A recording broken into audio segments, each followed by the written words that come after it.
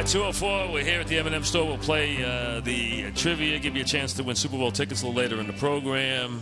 Brian Billick, Ray Lucas among our guests coming up. Bart Oates here now, the Giants center, who knows his way around the Super Bowl. Obviously, played Super Bowl for three different teams. Obviously, for two different teams and three different games. Played for the Giants. Played for the 49ers. Bart, welcome. How are you? Good to see you. Thanks, Mike. Glad to be here. And Bart's one who is a guy who used to have to eat and drink like crazy just to keep his weight on, and then when he stopped playing, got thin, right? That's it. You know, so it wasn't hard for you. You just it was easy to get back to a normal weight when you finished playing. How hard was it to actually keep the weight on during season? Oh my gosh, tough, it was, tough, miserable. Really? You know, during training camp, particularly in August, and you're just, you know, when I was playing, I could never drink water, so like it was always juice, something with high calories, and you know, of course you'd lose weight.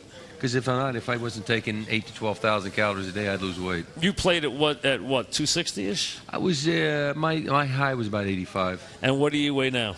But yeah, now 200? About 215. 215. Okay. So, and it was just natural. Came right off as soon as you stopped playing. Pretty much. Really? Yeah. Okay. Yeah. So I was about the size of you know, some of your running backs and fullbacks today. You know, now the linemen, they're just so much. I mean, they're just so big now. You know, do you think the center position has changed? Has the center position morphed, or is it the same position it was when you played?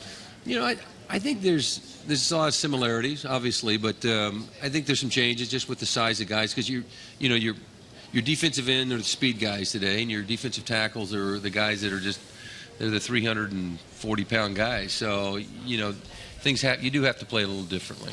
When you think of the Super Bowls, which is more special to you of the Super Bowls you participated in and won? Which is one more meaningful for you? Yeah, that's like asking me which of my three kids I love the most. So they're all so one. It's not one stands out. You know, I'm kind of wearing the first ring. How come? You know, just because it's the first one. It's the first one. You know, you go. You know, as a kid, right? You know, playing ball, and your dream from I grew up in a little town in Georgia, in the southwest corner, called Albany, and you know, your dream is to someday play in a Super Bowl as you go through Pop Warner and then high school, and you know, you just college, and then when you actually get there, you sit there and you're like, oh wow, that's awesome. What do you remember about that week? I remember a lot of traveling. We were staying down in Anaheim. Yep.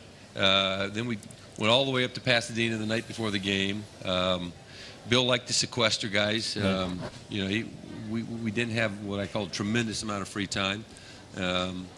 But I also remember just the calmness, as opposed to during the regular season, during the playoffs, it was this urgency about playing well, accountability.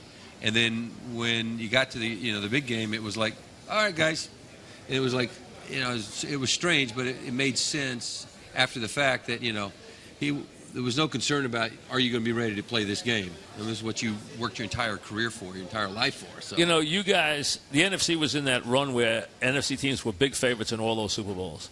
And you had the Redskins in the championship game, and it was the third time you were going to get them that year. And it was that very windy day at Giant Stadium where you shut them out 17-0, and McConkey caught all those punts. But that game, after that game, did you guys feel that was it, that you were going to be champions? Were you looking past the AFC? Were you overcome? Did you expect to win the game? I mean, because the NFC was on such a run of being so successful against the AFC. Were you guys expecting to beat the AFC? You know, no, you don't expect to. I mean, because if you think about it, you know, Denver had a great run. I think their AFC game, was that the Cleveland game? Yes. They played the Cleveland, yes. Kind of a miraculous win.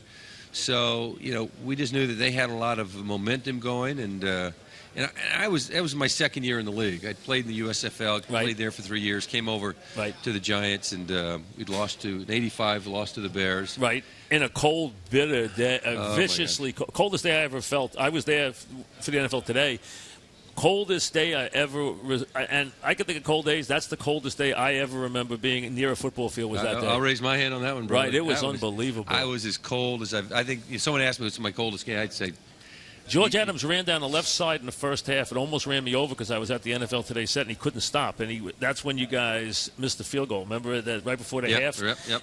And it was. You made our only chance of scoring points. Right. Well, that defense was great, wasn't it? Gosh. I mean, they were rough. I tell you what, our offensive line, we were just so outmatched and just unprepared, or not unprepared. Were they tougher than the Eagles with Reggie White, who I know with that diamond look used to give you a hard time? Were they tougher at their best than even the Eagles? No, I thought the Eagles were better. You did? Okay. Yeah, we would have done better had we played more, but you had a middle linebacker. I mean, Mike Singletary was awesome, but these guys, the Eagles. Reggie was tough, right? But you had Jerome Brown, who died, tragically, but in my opinion, he was every bit as good as Reggie. Yeah. Right? Okay.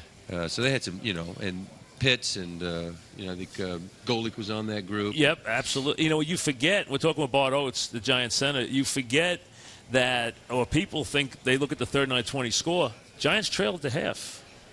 10-9 in that game in the Super Bowl. You trailed at the half to the Broncos, and then, used the fake punt in the third quarter of that game. So that really kind of turned the game. Arapahoe, right? We called Arapahoe. Arapahoe. I know that. Well, listen, I got a little insight in those days. I remember those days well. It was interesting because, Phil Simms only, missed 3 passes the entire game? Yep. How do you only score 1 touchdown the first half? And it is amazing that you're losing in a game that he was 22 of 25. I don't get it. It is true. It's amazing when you think about that, the missed opportunities. And then the second half, you guys were like a storm. Lights out. It was unbelievable. But it was that fake punt. It was right at midfield. Yep. And I remember running in. They run in these. The backup linemen come in, so they were thinking it's like the punt team's not paying real close attention. Right. And boom, and Hostetler. Or no, Rutledge, I think. Rutledge. Lines up instead of as the up back comes up underneath the center. We just run a kind of a power dive, a quarterback sneak for a yard or two, and got the first down.